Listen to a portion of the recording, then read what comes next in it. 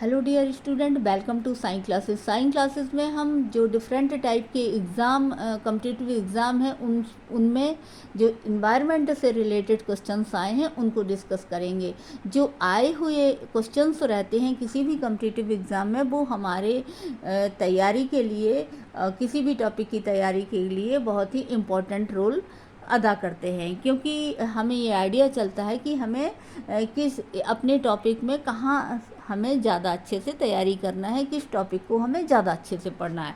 तो डिस्कस करते हैं और स्टार्ट करते हैं। विभिन्न रोग और उसके कारक। आर्सेनिक मिलिनोसिस से होता है, फ्लोराइड से सिलिकोसिस होता है, धूल कण से फ्लोरोसिस होता है व ध्वनि से प्रेसबाइक्यूसिस होता है। जल संरक्षण के लिए दिए गए कथनों में से कौन सा कथन असत्य है? जल एक गैर नवीकरणीय स्रोत है। निम्नलिखित में से कौन सी गैस रक्त में उपस्थित हीमोग्लोबिन से आसानी से संयोग करती है? Carbon monoxide. निम्नलिखित में से भारत का वह कौन सा क्षेत्र है जो मृदा अपरदन में सर्वाधिक प्रभावित है? उत्तर प्रदेश का तराई। गांव में जो रहते हैं वो जलावन लकड़ी या गाय के गोबर का प्रयोग करती हैं। उनमें खांसी एवं फेफड़ों में कफ का जमाव हो जाता है। इसका कारण है कि जलावन से निकले धूल कण उनके श्वसन तंत्र में जमा हो गया है। मानव के लिए अनुकूल उच्चतम ध्वनि सीमा कितनी होनी चाहिए? 60 डेसिबल होनी चाहिए। निम्नलिखित में से कौन सा कारक समुद्र में जल विस्तार के लिए उत्तरदायी है? Carbon dioxide. मिनीमाता रोग मरकरी से होता है। कार्बन मोनोऑक्साइड के विषैले प्रभाव के कारण शरीर का कौन सा भाग प्रभावित होता है? रक्त की ऑक्सीजन ग्रहण एवं परिवहन क्षमता पर प्रभाव।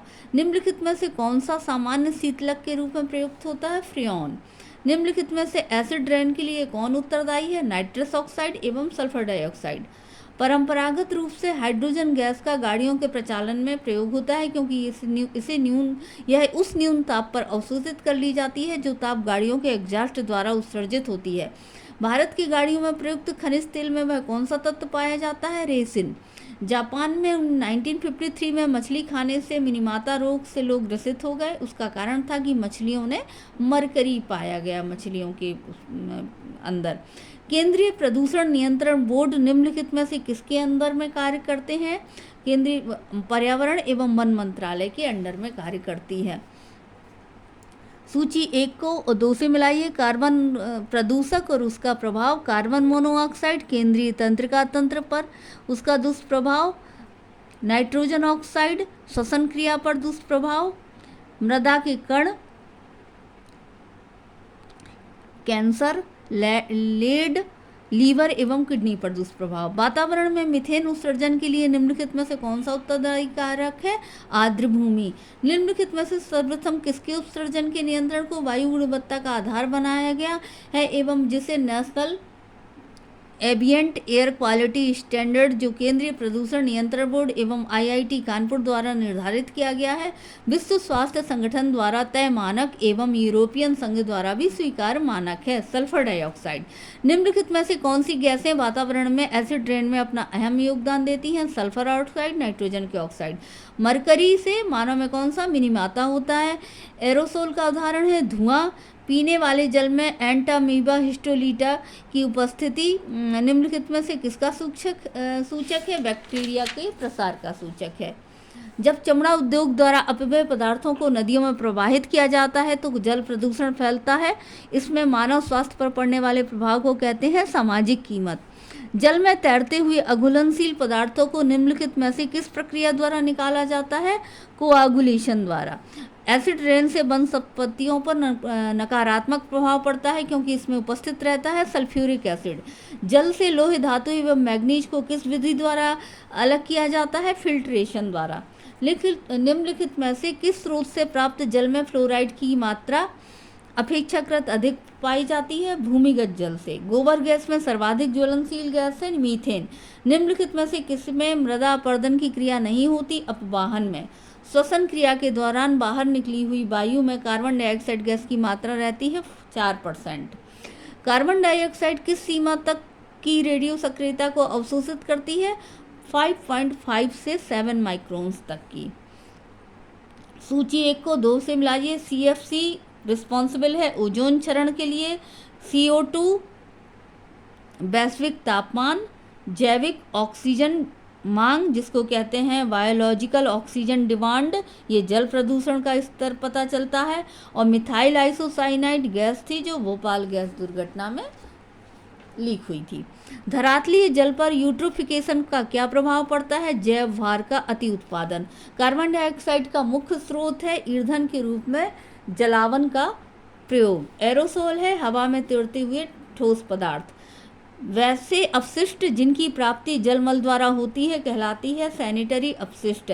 आवासीय क्षेत्रों के लिए ध्वनि की श्रव्य सीमा होनी चाहिए 45 डेसिबल।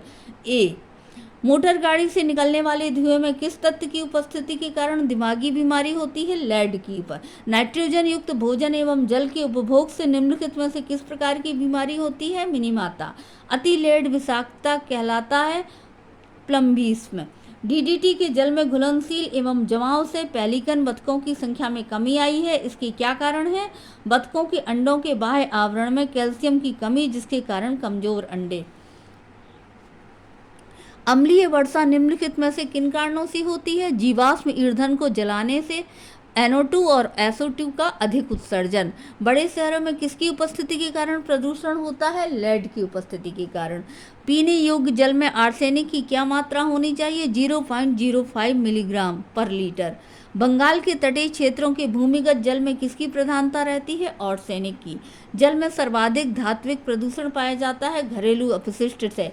निम्नलिखित पर विचार करें। तापीय विद्युत उपरोक्त में से किसका उत्सर्जन तापीय विद्युत संयंत्र में कोयले को जलाने से होता है? कार्बन डाइऑक्साइड, नाइट्रोजन के ऑक्साइड, सल्फर के ऑक्साइड। 3 दिसंबर 1984 को भोपाल स्थित यूनियन कार्बाइड फैक्ट्री से कौन सी गैस का रिसाव हुआ था? मिक का, मिथाइल आइसोसाइनाइड का। अम्लीय वर्षा होती है जीवाश्म ईंधन का जलावन के रूप में प्रयोग से, सल्फर डाइऑक्साइड, नाइट्रस ऑक्साइड का अधिक उत्सर्जन से। प्रदूषण नियंत्रण के लिए फैक्ट्री की चिमनियों से निकलने वाली धूल को रोका जाना है, इसके लिए क्या किया जाता है? धूल को आकर्षित करने के लिए इस पर विद्युत आवेशित तार से बनी जाली रखी जाती है। जल प्रदूषण स्तर को बताने वाला सर्वाधिक सामान्य सूचक जीव कौन सा है? E coli. अत्यधिक प्रदूषणकारी उद्योग किस कोटि में आते हैं? लाल। पर्यावरणीय प्रदूषण को किसके द्वारा नियंत्रित किया जा सकता है? परमाणु विस्फोट को रोक के, विद्युत वाहन विनिर्मित करके, गंदे पानी का उपचार करके, सभी के द्वारा। हेक्सावेलेंट क्रोमियम किसके बहिर्स्राव में प्रबलता से मौजूद होता है? चर्म शोधन शालाएं। सुपोषण किसके अधिक से होता है? नाइट्रोजन। ताप अपघटन किसके निपटान के लिए अपनाई जाने वाली विधि है? नगर पालिका ठोस अपशिष्ट। CO2 के वातावरण में लोगों की मृत्यु हो जाती है क्योंकि ऑक्सीजन नहीं मिल पाती। यदि विरंजक चूर्ण ब्लीचिंग पाउडर को हवा में खुला छोड़ दिया जाए तो क्या होता है? उसकी क्लोरीन क्रमशः समाप्त हो जाती है। निम्नलिखित में से कौन सा प्रदूषण में योगदान नहीं करता? जल विद्युत शक्ति संयंत्र।